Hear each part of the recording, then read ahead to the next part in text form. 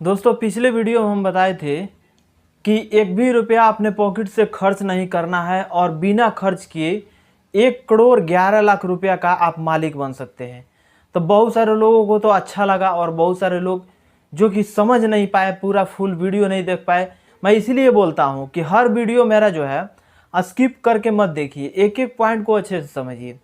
तो मैं एक वीडियो में, पिछले वीडियो में मैं बताया था कि आपको 1 रुपया अपने पॉकेट से खर्च नहीं करना है, फिर भी आप 1 करोड़ 11 लाख रुपया का मालिक बन सकते हैं बिना पैसा खर्च किए। और उसके बारे में समझाए भी थे, लेकिन बहुत सारे लोगों को समझ में नहीं आया था। तो इस वीडियो में आज थोड़ा सा हम झलक देंगे और बताएंगे कि किस प्रकार से इसको, उस पैसा को 1 करोड़ 11 लाख रुपया हम बना सकते हैं। फिर से बता रहा हूँ कि इस वीडियो को शुरू से लेकर के लास्ट तक देखना होगा। अब एक मैं बताया था कि लोन लेकर के आपको उस पैसा को इंक्रीज करना है। तो बहुत सारे लोग कह रहे थे कि उस पैसा को आप चुकाएंगे कैसे, तो उसके बारे में भी आज चर्चा करने वाले हैं। वीडियो लास्ट तक देखिएगा, बहुत ही मज़ेदार होने वाला है।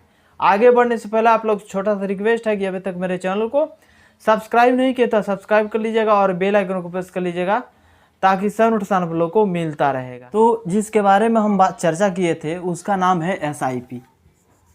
SIP के बारे में हम बताए थे, क्योंकि SIP के बारे में बहुत कम ही लोग जानते हैं। क्योंकि इसमें जो है ना, इसमें बहुत प्रकार का होता है। एक होता है हाई रिस्क में आता है, एक मीडियम रिस्क में, एक बिल्कुल लो रिस्क में। SIP में बहुत सारा 3 फंड आता है, 3 जगह पे इन्वेस्ट करने के लिए। ये आता है म्यूचुअल फंड्स में, SIP आता है म्यूचुअल फंड्स में, ये SIP आता है म्यूचुअल फंड्स में।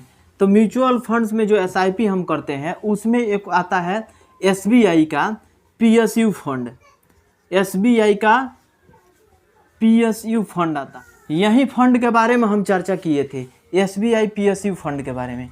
SBI PSU फंड जो होता है इसमें इन्वेस्टमेंट किया जाता है तो हाई रिस्क में आता है, लेकिन रिटर्न्स भी हाई भी दे देता है।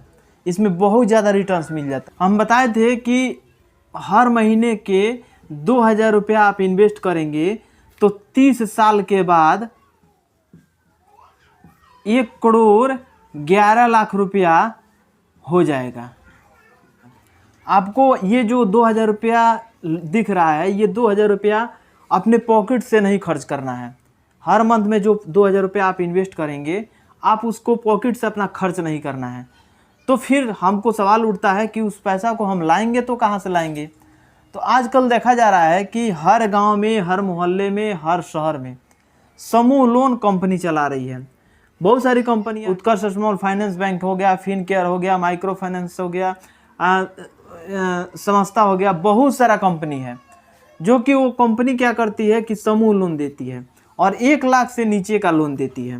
तो अगर हमको, मान लीजिए हम 50,000 अगर कहीं से ले लेते हैं लोन, 50,000 हम कहीं से लोन लेते हैं और उस पैसा को क्या करते हैं कि अपने गांव में ही कोई ऐसा छोटा सा बिजनेस कर लेते हैं। जैसे कि मान लीजिए कि हम किराना स्टोर ही खोल लेते हैं।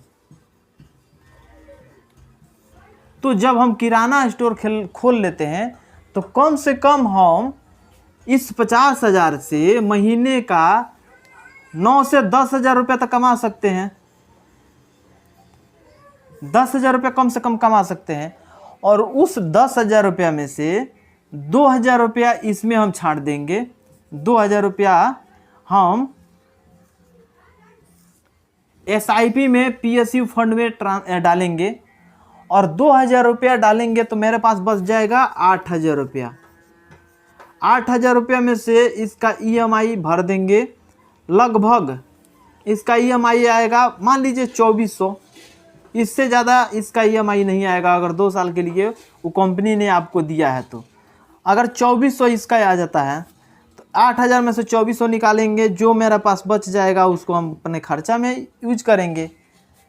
लेकिन इससे जो मैं यहाँ पे 50,000 लोन का बात किया था, उसमें बहुत सारे लोगों को ये नहीं समझ में आया था कि हम लोन का पैसा कैसे चुकाएं। बहुत सारे लोग हमसे कमेंट में ये पूछे हैं कि ठीक है, हम जितना इससे कमाएंगे उतना तो हम खर्चा कर देंगे, 2,000 रुपया ये निकाल लेंगे, लेकिन इसका जो लोन लिए हैं हम ये कहाँ से चुकाएंगे।